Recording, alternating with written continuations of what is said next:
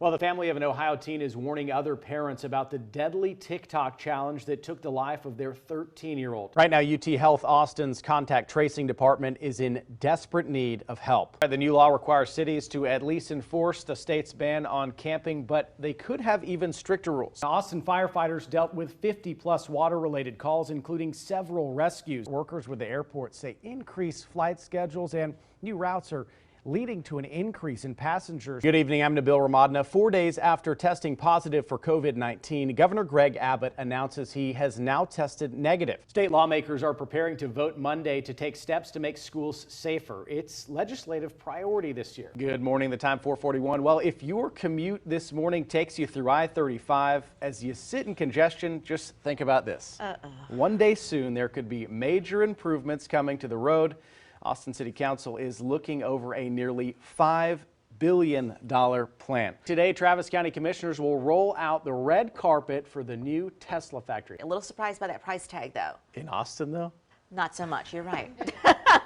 Well, this isn't the first time we've talked about Icon's work. Earlier this month, the company worked with the Texas Military Department. Public schools in Texas are one step closer to having to display the 10 Commandments in every classroom starting next school year. Anyone camping illegally could be charged with a misdemeanor and fined up to $500. Finding green space on Rainy Street can be hard. It can sometimes feel like you're on an island surrounded by high rises and construction. But the city has plans to change that. But the creek looks much different now, no longer clear, but filled with a white, smoky substance. Just to show you Waller Creek off in the distance, you can see debris piling up, but take a look at this. This is large trees that were pushed up against branches here, causing more backups. Absolutely. With Texas going into the SEC, that means big weekends every weekend. That's big for the bars and restaurants. They're gearing up. But take a look at this. The student line here, it opens at 5:30 a.m. The game's tomorrow, and students are already lining up outside here, getting ready for the games. If we turn off the lights, you can see just how dark it gets out here without the lights that we're providing. It's pitch black and can cause some problems. Randy Street's about probably 200 yards from where we are along the Butler Trail and near Lady Bird Lake. It's uneven surfaces, some going down, declining towards the water. Here, and we all know how important those crossing guards are. Whenever you come to a crosswalk, it's always best to look both left and right before you cross, and if there's not a cross guard, well, it's hard to stop traffic like these cars that run through these areas. Luckily, this guy going very slow. So when we do cross, you know, it's good to have someone there to make sure we're safe. We've seen a lot of things just like this. These are very large branches that have fallen down. I also want to point out another issue. We've seen trees toppling over. If you take a look down the street here we're on in West Austin, you can see this massive tree outside of a home. No damage to the front of the home that we can see. A good pair of shoes can take you a long way. Round Rock ISD, how may I help you? And in Round Rock ISD, the best way to blend is a nice pair of kicks and a good backpack. You see, blending is important. If you've ever walked a mile in Elizabeth Hino's shoes, you'd understand why. Myself, I couldn't afford Nikes and Vans. That's not something that, was in my budget. So when her daughter asked for new Vans, Elizabeth, a single mom who was experiencing homelessness, tracked down a pair from a local thrift store. I gave them to her and she went to school the next day. Look at my new Vans, telling everyone about her new Vans. It was her first pair she had ever had. And one of the little girls said, "Those aren't new." And I remember her coming home and it hurt her. If you're wearing like the cheap shoes, the kids know it's like a marker and we don't want to do that. Desiree Viramontes helps families in the district who are experiencing homelessness. Providing new shoes is just one small part of her job.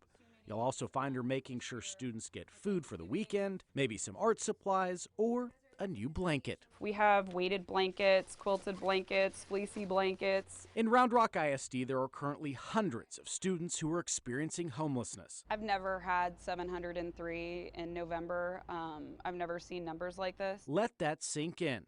703. Desiree says one family told her those small handouts make a big difference. She's like, before I was in this program, I was having to spend $50 a week on groceries, and now I don't have to do that because they eat at the school and then you provide all the other meals for our family. When we think homelessness, it's easy for us to assume that's people we see living on the streets as we drive around. but that's not always the case. They could be living in a motel or hotel, they could be in transitional housing, they could be in a traditional shelter. I remember needing the support and not being sure if I could reach out and ask for it. And it's a good thing she did. You only need a tiny bit, like Elizabeth just needed like one hand up. She's now working in the place she visited so often and handing out new clothes, food, and of course, new shoes. We're just thankful to be where we're at now. Nabil Remadna, KXAN News. Llano, Texas. A mostly quiet town of about 3,000 people. But on this day, you don't get to choose who gets to read what! It was anything but quiet as debate over the Llano County Library system reached full volume. And where is their parent? Discussions over what books should be available in the Llano County Library system have been ongoing since December of 2021.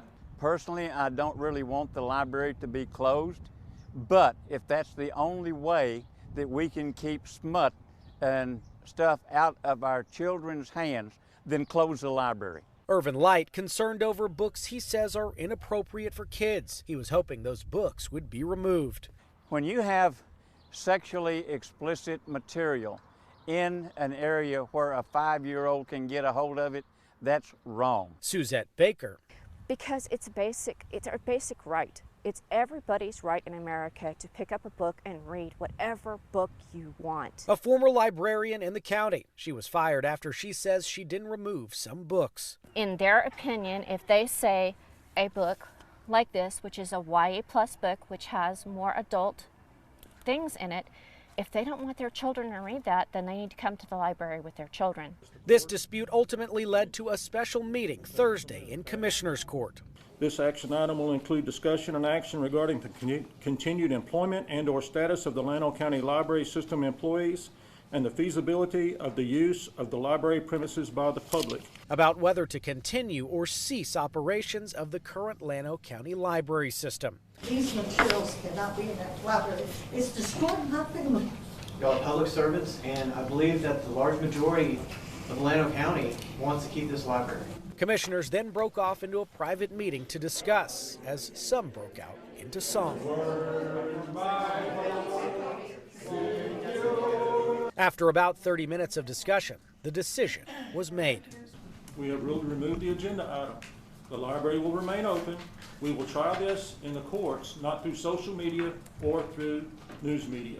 In Llano County, Nabil Remadna, KXAN News.